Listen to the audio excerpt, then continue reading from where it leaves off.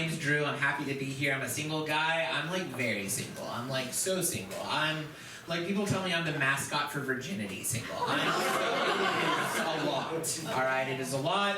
I'm trying to work on it, but I'll be honest. I'm a Christian guy myself, but I think I'm done with Christian women. I think I've reached my quota. I've reached my quota of Christian women. It never works out well for me, man. It really doesn't. A while back. By the way, I'm not that disgusting where you need to put a face mask on, but I do appreciate you letting me know how I feel is how you feel too. A while ago, I actually got dumped, and the way she broke up with me was she said, it's God's will for us not to be together. She literally holy ghosted me. I like that joke because all the women here are like, we know why she broke up with you. We do. Anyone do online dating? Is anyone on an online date right now? Yeah.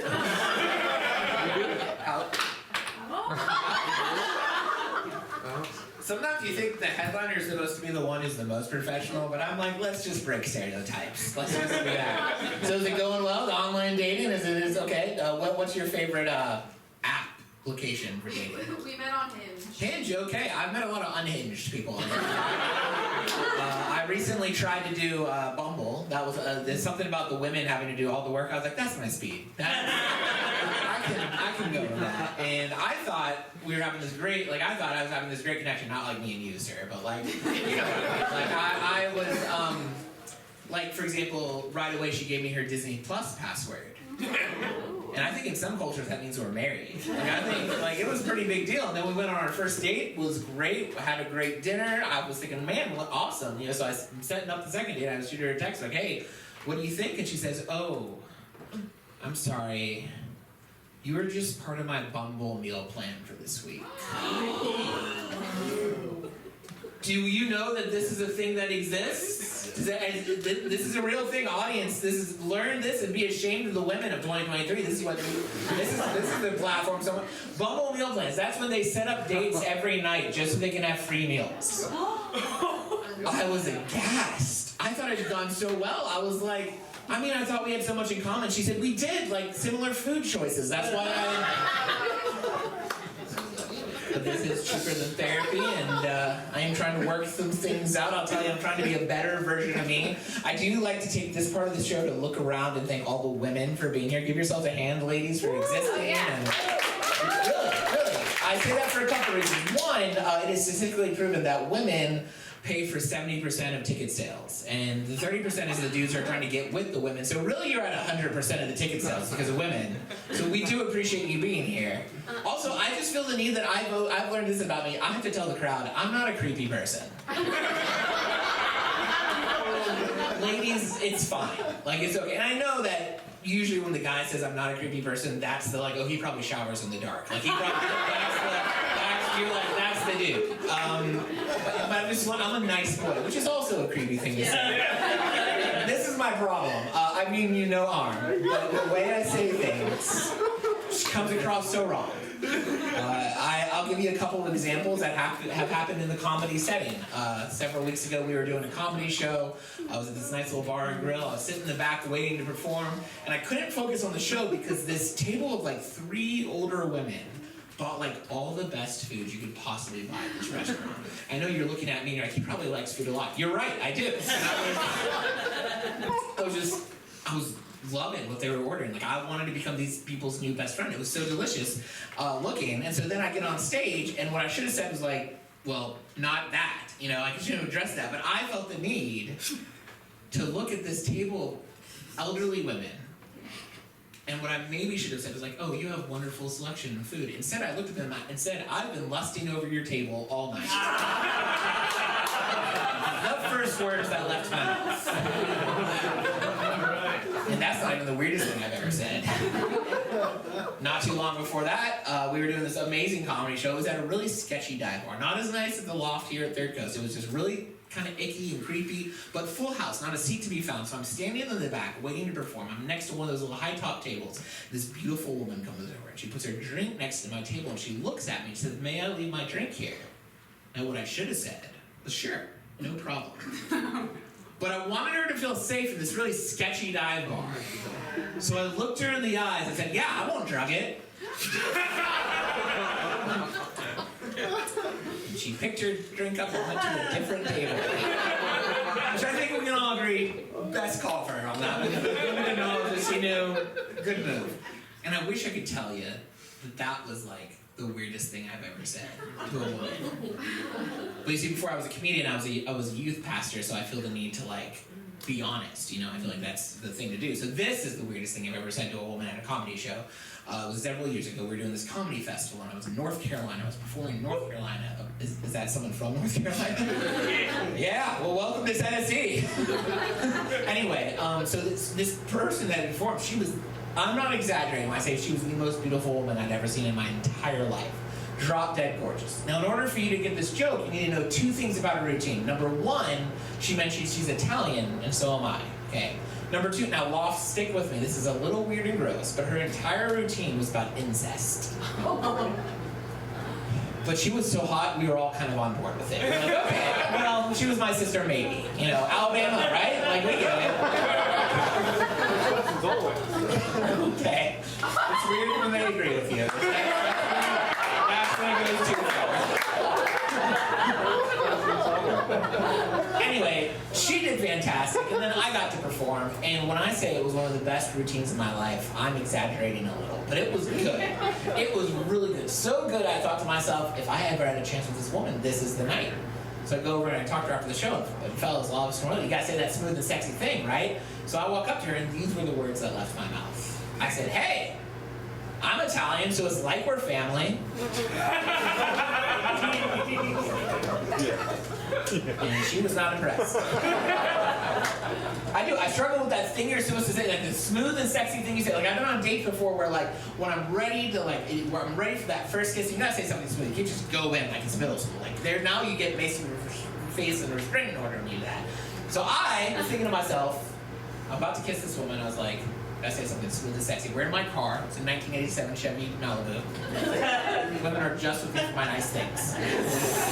And so I lean in and I'm like, oh my gosh, this is it. This is when I gotta say that smooth and sexy thing. And these were the words that left my mouth. I said, yo girl, pucker up, it's happening. And it did not. Speaking of former lovers, which is gross when a guy like me says that. You're like, please don't. Like we were cool with the, anyway.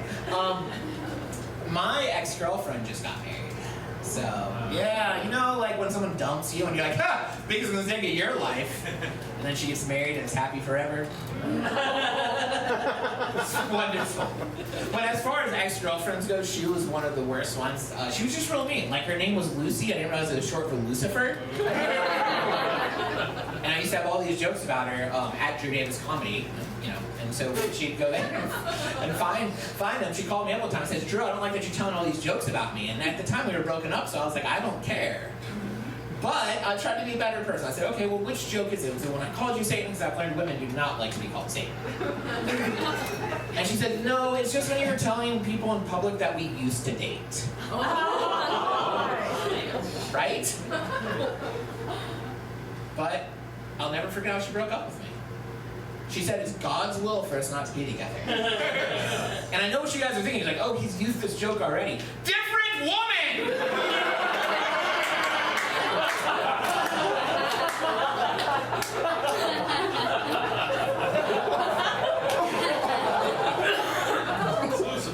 You know, some people ask me, why did you quit ministry? Because God doesn't want me to be happy, that's why. Oh. Thank you. Love me more to dump her? Or like, are we like, what kind? No, okay, well. Eat your love.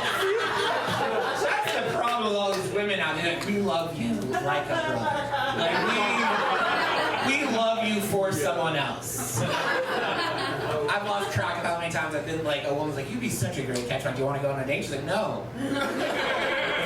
Great catch and release. That's what the catch and release. I love you too. That's the response I should have given. Remember the time when I had a friend and then I was like, no, never mind. Self-destructive, cheaper than therapy. That's what we're doing here, guys. That's what we're. Anyway, so this woman, she broke up with me, and then she got together with her other person, and then she called me up. And the problem, another thing I need therapy for is I'm a very big people pleaser. I just always care about what other people think. And so she said, I know you're an ordained pastor. Want to marry me and my new boyfriend? And I said, yes, because what better time to break up a couple? Hurrah, am I right? Like, my last stand. I don't know if you ever officiated your ex-girlfriend's wedding, and when you were like, does anyone see any reason why these two people shouldn't be together, and you're the only person raising your hand? It's fine, they're happy. And I like it when people are happily married. But let's be honest, we've all been to those weddings where when the pastor says till death do us part, you're like, it's not gonna take that long. You guys are such a fun crowd. Give it up for all the comedians you've heard tonight. Great show. Thank you for being here. Thank you for coming and selling out. When we go into the big main room, you guys all should come back. Otherwise, it's going to feel really weird.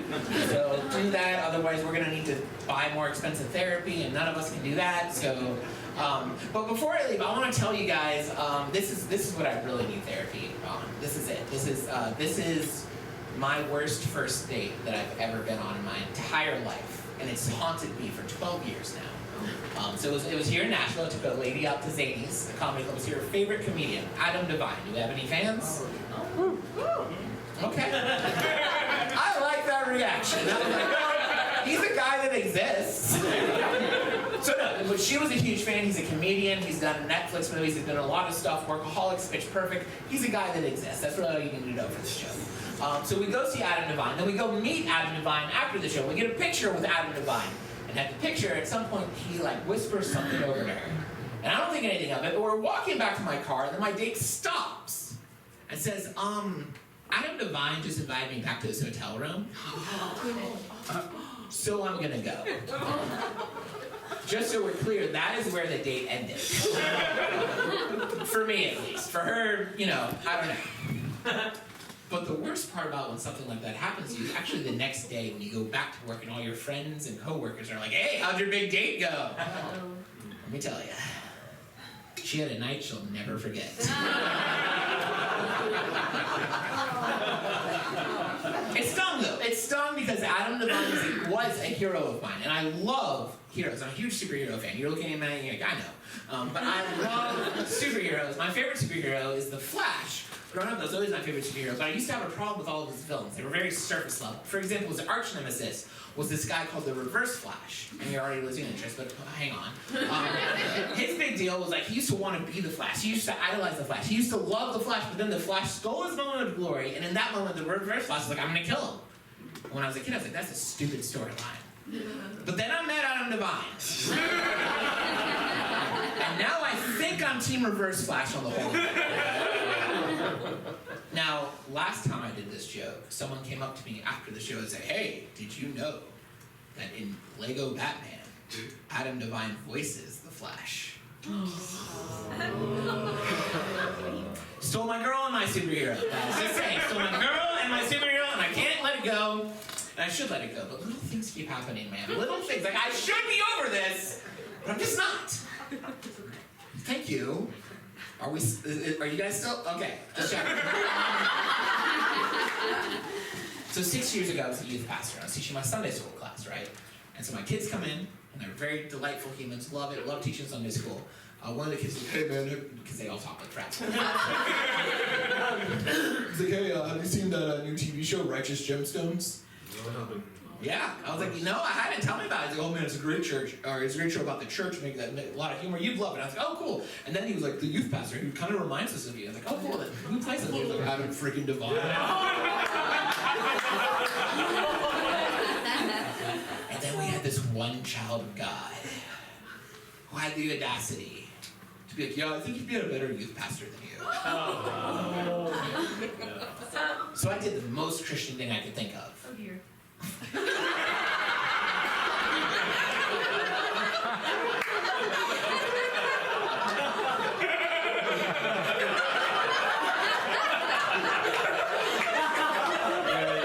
See, as a comedian, I have to finish the joke, but it's not going to be that funny. Lower your expectations for the next line. So I did the Christian thing I could think of, and I kicked him out of church, is what I did. Anyway, nowadays, here in 23, a lot of my comedian friends, they hear me tell these jokes, and they hear the hurt in my heart, and they're trying to help me feel better. And they say, Drew, you're looking at this all the wrong way. It's 2023. You're the professional comedian now. You're performing at big places now. You're at the Loft and Third Coast on Friday night. So my friends look at me and it says, it's your turn to go perform in a comedy club and go back to your hotel room with someone else's girlfriend. It's hurtful that you guys laugh, but you're not wrong. But that's not my goal, y'all. I wish it was, but I've decided, I figured out my new goal as a comedian. This is what I don't want to be the kind of comedian that goes back to the hotel room with your girlfriend, all right?